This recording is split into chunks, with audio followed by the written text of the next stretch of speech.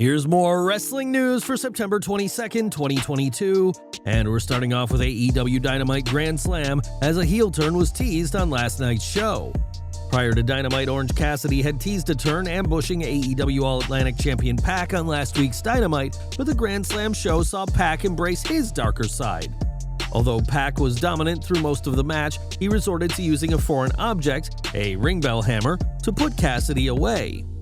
Pac is the only dual title holder in AEW history, holding both the All-Atlantic title and the AEW Trios Championships with the Death Triangle, and the British wrestler is determined to stay champion, even if it means turning heel.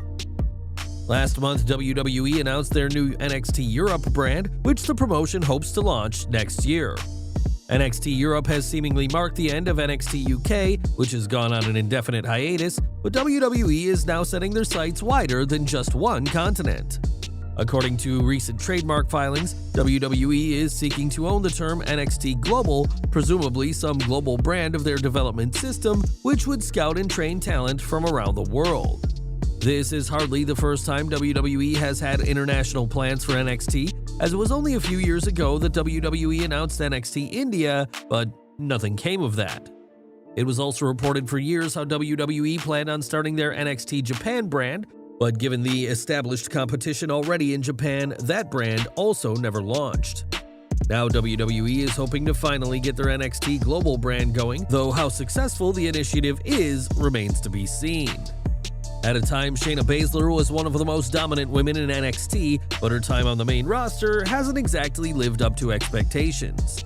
Baszler was the favorite to win the 2020 Women's Royal Rumble match, but came up short, and despite eliminating every woman in that year's Elimination Chamber, has yet to taste singles gold on Raw or SmackDown. One person who knows Baszler well and knows about being champion is Ronda Rousey, and during a recent episode of the Baddest Stream on the Planet, pushed WWE to book the Queen of Spades better. You're totally right about Shayna being one of the best people on the show. I need them to get their shit together and realize it. Baszler has been getting more screen time in recent weeks, likely thanks to the change in creative, but came up short at Clash at the Castle. It remains to be seen if Shayna Baszler ever gets that big push, but it's something that plenty of fans, and Ronda Rousey, are hoping for. For weeks, there have been rumors of Bray Wyatt's return to WWE, with reports that the White Rabbit teases over the past 7 days are related to him. Many in WWE feel that Wyatt is the White Rabbit, and his return may be a matter of weeks away. In the promotional image for the Seth Rollins vs. Matt Riddle pit fight at Extreme Rules, fans have been intrigued by the background, which includes both a lantern and fireflies. These two symbols are of course iconic with Wyatt's career, and some have taken this as a subtle sign of Bray's return at the event. The same fireflies and lantern are also present behind Liv Morgan for her poster promoting the SmackDown Women's Champions match with Ronda Rousey, so this certainly isn't a mistake. Time will tell if this is the long-awaited return of Wyatt, but whatever the reason, WWE has certainly had fans talking with this poster.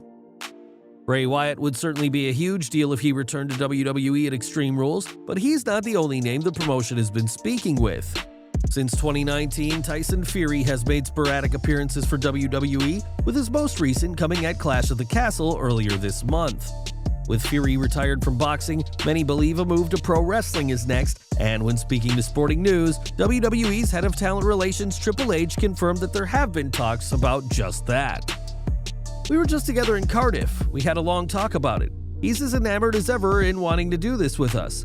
Selfishly, I want him to come work with us." Fury has been teasing a match with Drew McIntyre for years, but that's yet to happen. But with Fury reportedly itching to become a WWE superstar, it may just be a matter of time before the Gypsy King and the Scottish Warrior lock horns.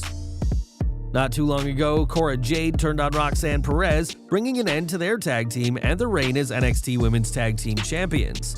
Not only did Jade end their team, but she threw her own championship in a trash can, which immediately gave fans a flashback of Medusa.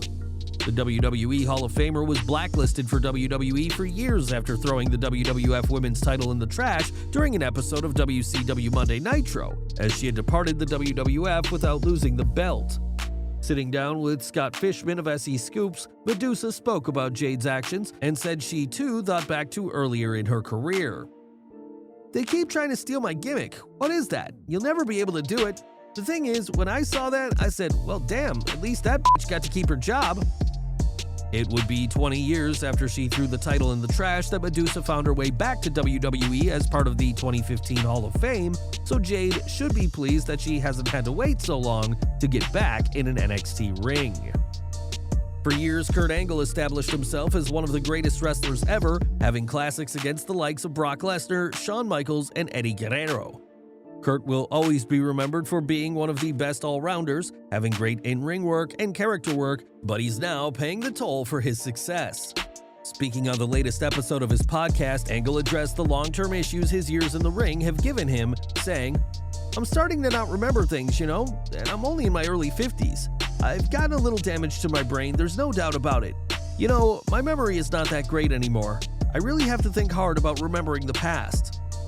This is sadly not a rarity, as Mick Foley has the story of driving around his own neighborhood for over an hour as he couldn't remember which house was his.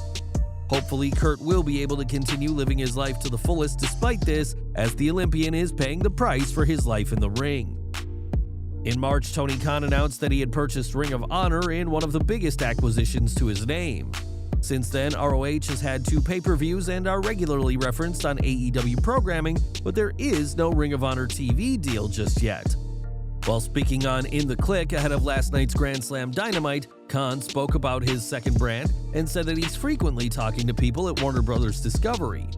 We'll have to wait and see whether Khan can get a TV deal for Ring of Honor, as for all the success he's had, a long-term deal for the veteran promotion continues to elude him. Now, John Cena has competed for WWE less and less in recent years, but the former world champion has kept plenty busy outside the ring. Not only does Cena have a thriving movie career, but also works closely with several philanthropic endeavors, including Make-A-Wish, and now has a world record. It's been known for some time that Cena has granted more wishes than anyone else, but this week, Guinness, the people behind world records, made it official as John granted his 650th wish.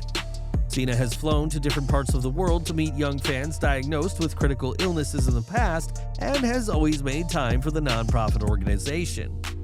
While some fans may not have liked Cena the wrestler during his heyday, it's impossible to ignore that he's a great person, and after 20 years, the 16-time WWE World Champion continues to make dreams come true for kids facing the worst of circumstances.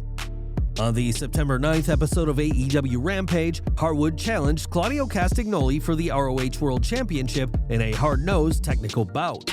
The AEW star gave his very best and pushed Castagnoli to the limit, but the latter prevailed after a sharpshooter. While discussing the title match during his MacMania appearance, Hart revealed he received a message from Randy Orton, who praised his match with the Swiss Cyborg. "It might get him in trouble, but whatever. After my match with Claudio, Randy texted me and Claudio and could not stop talking about how great the match was and selling and what's missing in wrestling." The FTR member also elaborated what the former WWE champion said about psychology and selling being missing in today's wrestling. He concluded by stating that he found it pretty cool that the people he looked up to respected his work. He said that match is what's missing. "Yeah, man, I love getting accolades, and I love fans caring about us and loving us and ranking us high, but when my peers and the people I look up to are the ones who give us the accolades, that's pretty cool." Harwood's last victory was at All Out when he, Cash Wheeler, and TNT champion Wardlow beat Jay Lethal and the Motor City Machine Guns, Chris Sabin and Alex Shelley, in a trios match. What do you think of Orton's gesture? Sound off in the comments below. And we're ending with more Cena news, as his filming schedule keeps him plenty busy and he's just signed up for another big promotion. According to Variety, John Cena is slated to be a part of the second season of Kevin Hart's Die Hard 2, Die Harter, the comedy series that airs on Roku. The show sees Hart play a fictional version of himself who is tired of being the sidekick in action movies and enrolls himself in an acting school to be a leading star, which rarely works out for him. In addition to Die Hard, Cena will star alongside Jackie Chan in Argyle and will have a large role in the upcoming Looney Tunes film Coyote vs. Acme, as John is earning a reputation as the hardest working man in Hollywood. Well guys, that's our news for today. Please share your comments below. Also hit the like button, subscribe to our channel, and hit the bell icon to receive all notifications. And as always, thanks for watching.